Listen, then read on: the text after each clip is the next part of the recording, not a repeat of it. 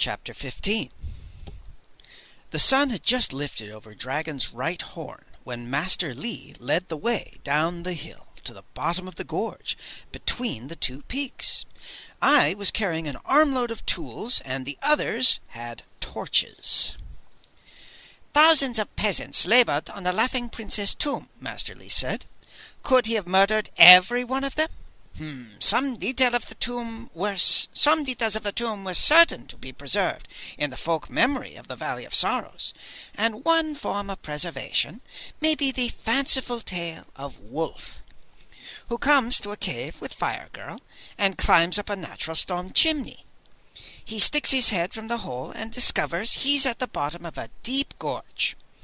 Deer Ears, head back, eyes closed, chants the exact words, preserved through the centuries. Across from the hole he saw a good landmark, strange red and emerald-colored rocks in the side of the cliff." The old man walked over to one of the sheer cliffs. "I came down here to try to figure out how ox have been able to climb down one side and back up the other," he said.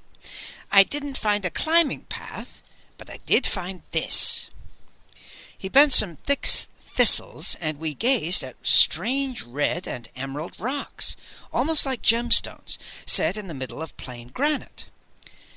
"Prince, is there anything like this formation in some other part of the valley?" he asked. Without a word, the prince began looking for the hole of a natural stone chimney, and the rest of us fanned out and followed his example. An hour passed before Moon Boy shouted. He was about 20 feet up the side of a cliff, and at the only place where the slope allowed easy climbing, and he was pointing down at a thick clump of firs. We ran up to him. I chopped through the firs, and a black hole appeared. I had brought a long bamboo pole, and I thrust it down, but couldn't reach bottom. I tossed the pole back to the other tools, and the prince helped me secure a rope ladder. Master Li handed me a torch, and I began climbing down with my knife between my teeth, feeling very much like a pirate. The ladder was just long enough. I stepped into a small round cave with a narrow passage leading from it. My torchlight revealed an ancient wooden table and 2 benches. A natural stone shelf was set in the wall. I closed my eyes tightly and prayed, and then I began swinging the torch slowly around the room. I will confess that I had prayed to find a 13-year-old girl with hair of fire who had been sleeping for 7.5 centuries. I was very disappointed when she wasn't there. "Come on down," I yelled. Master Li and the prince and Grief of Dawn and Moon Boy joined me.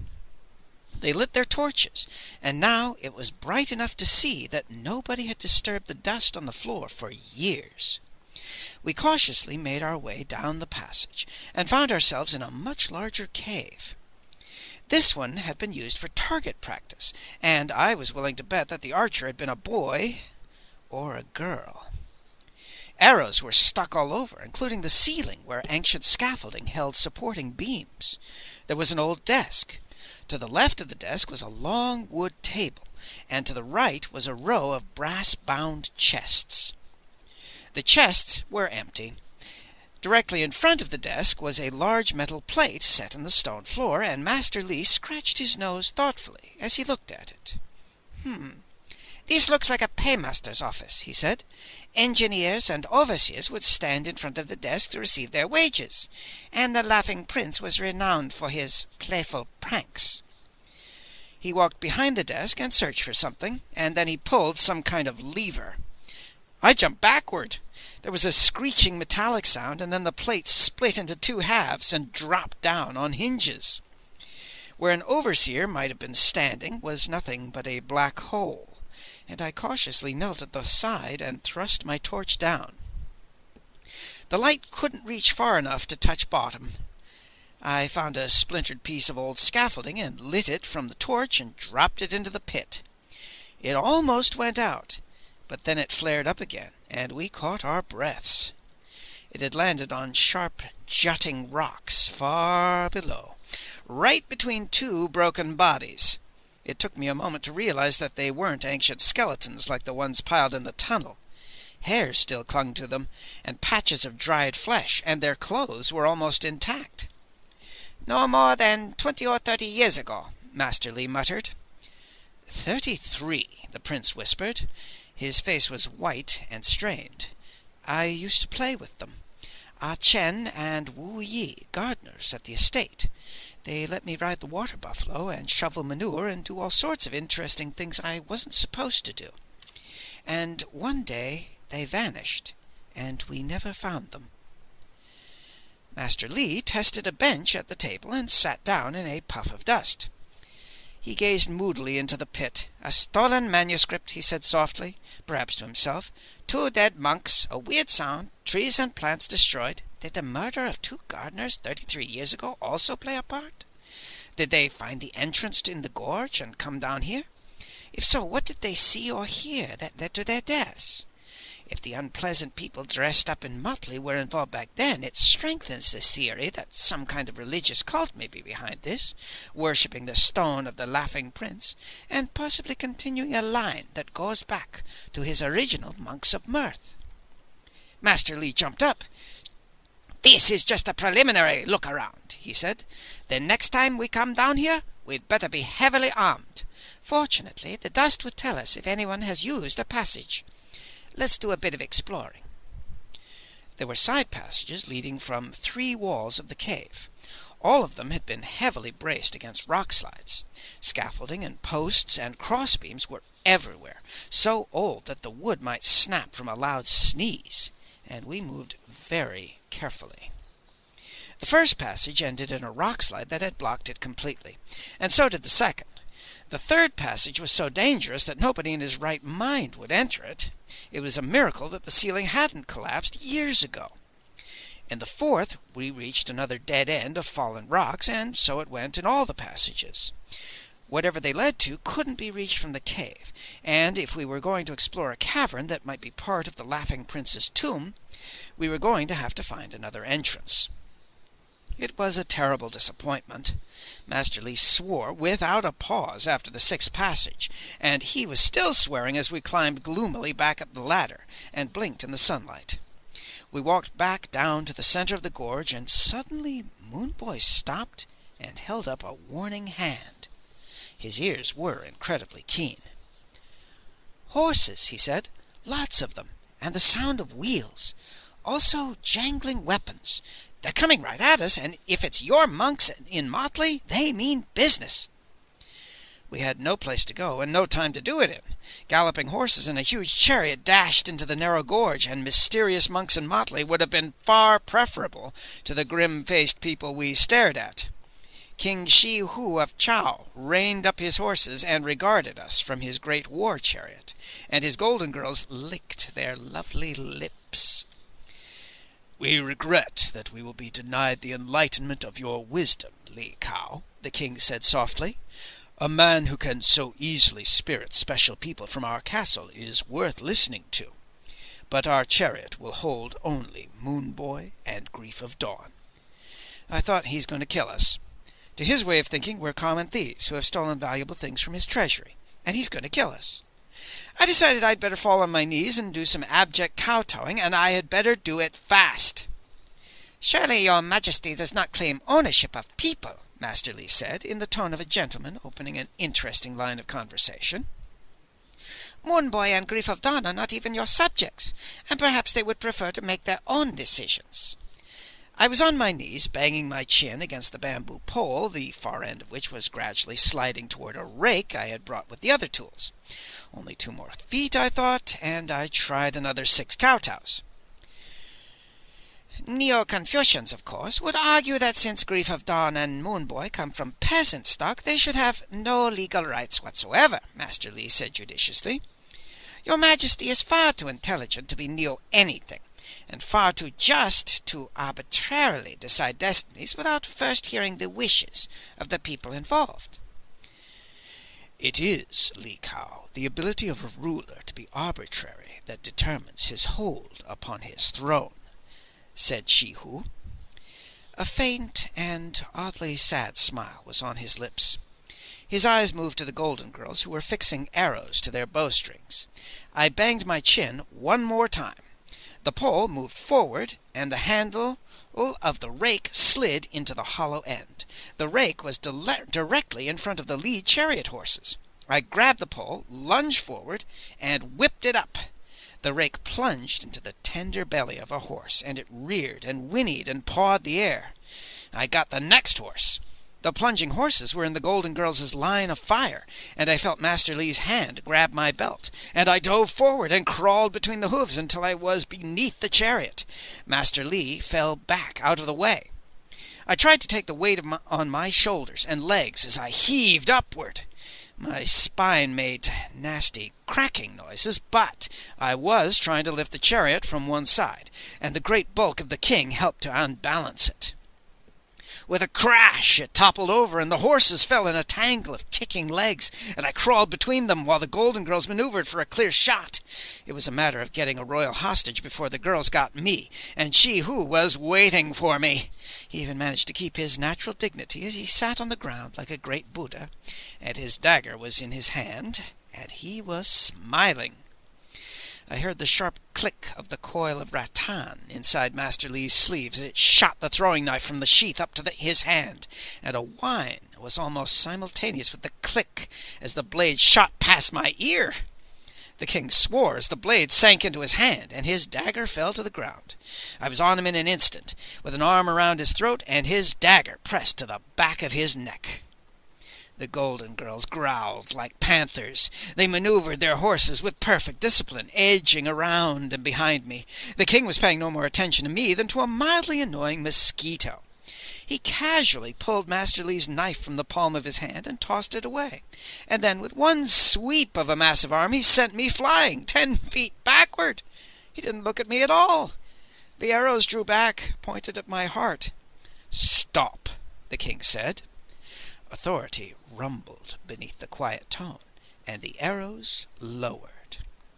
He lumbered to his feet and walked over and knelt beside Moonboy, who was holding Grief of Dawn in his arms. The shaft of an arrow protruded from her chest.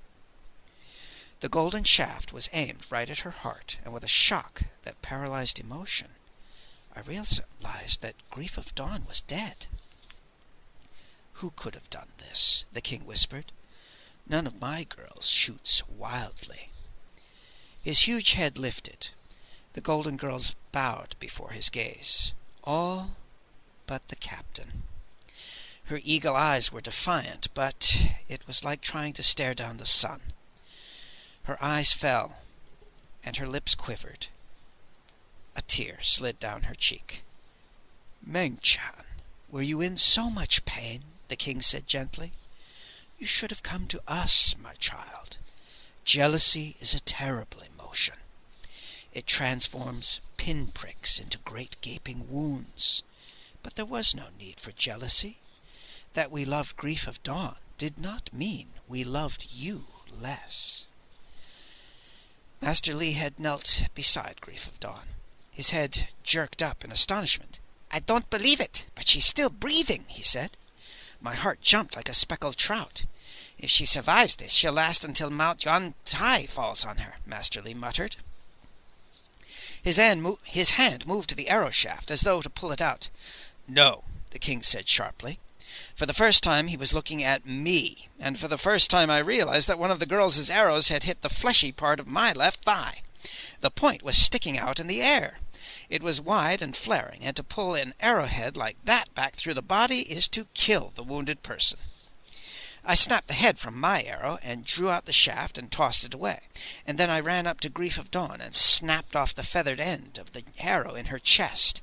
I held my breath as Master Lee slowly pushed the shaft down.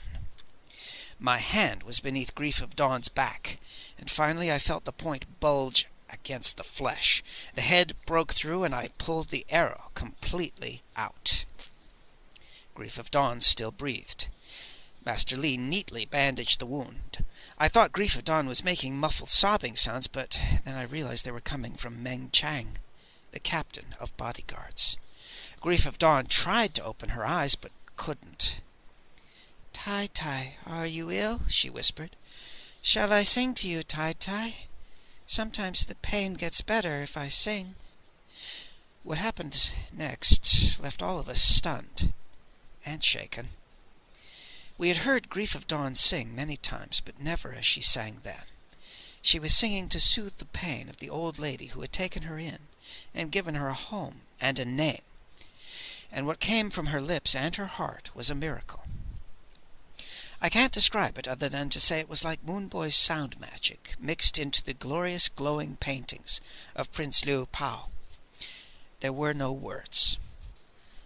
I heard pure notes climbing into the sky, brushing clouds aside, shooting past the moon, joining and singing with the brilliant glows of the stars and the great river, and then lifting to heaven itself to dance among the gods.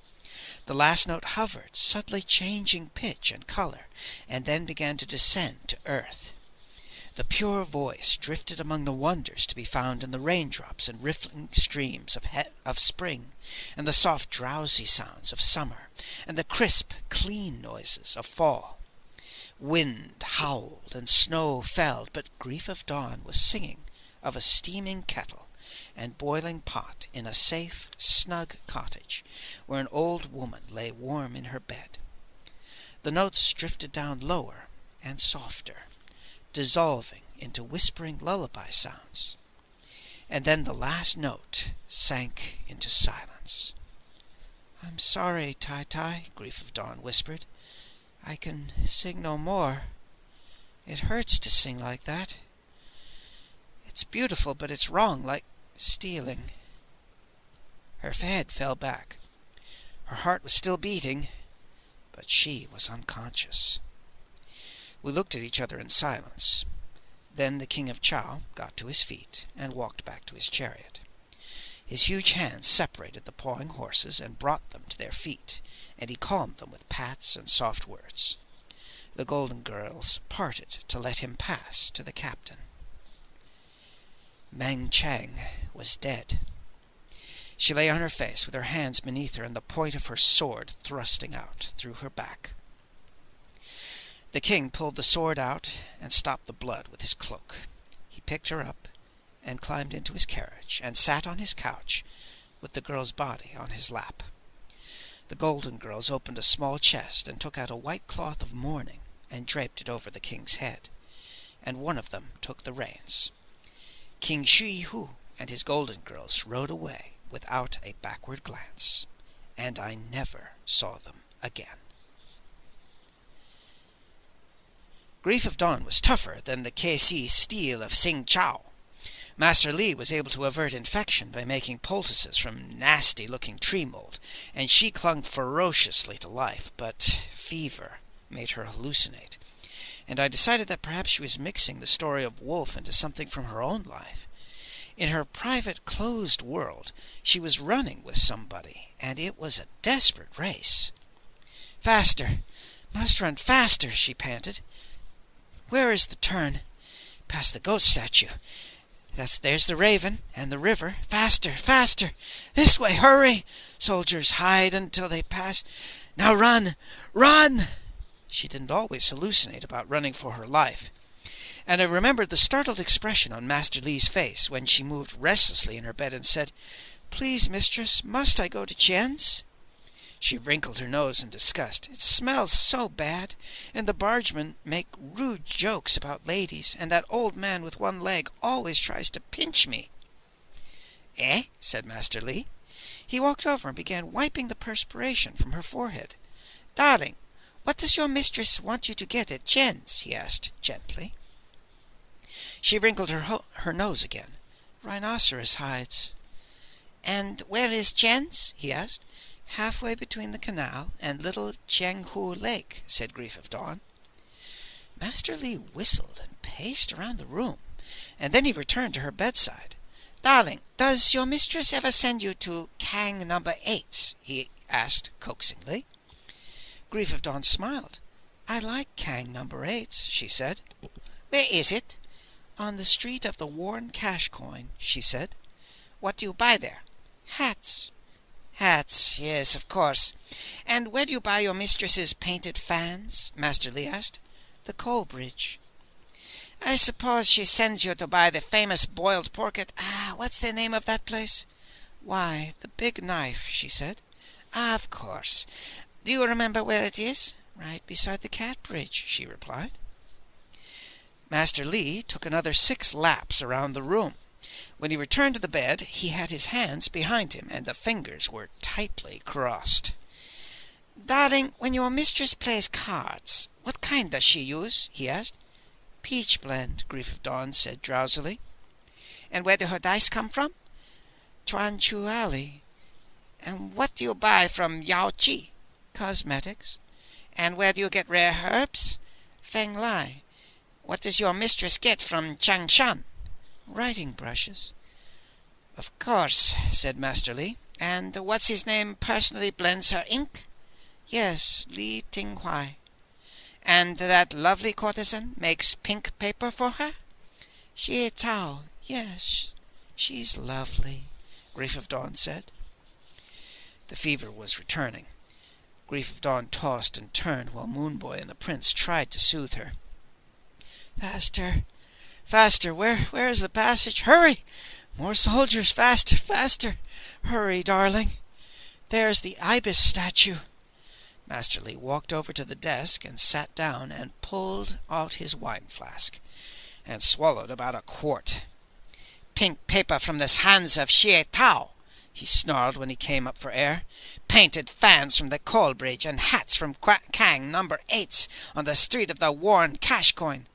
Li Ting Huai personally blends the ink. Moonboy, can Grief of Dawn read? About as well as I do, which is not very well, he said frankly. Number 10 Ox reads 10 times better than either of us. Master Li swallowed another quart. I don't even know what I'm talking about anymore, he muttered. She'd have to be able to read flying white shorthand. He jumped to his feet and turned to the prince. Your Highness, that damned fever will kill her unless we get rid of it. And the only medicine I know of that will do the trick requires the seed of Bombay thorn apple. Moonboy and Ox and I are going out to find one, and in the process we will probably get killed. Moonboy looked at me, and then at Master Li. What shall we pack? He asked.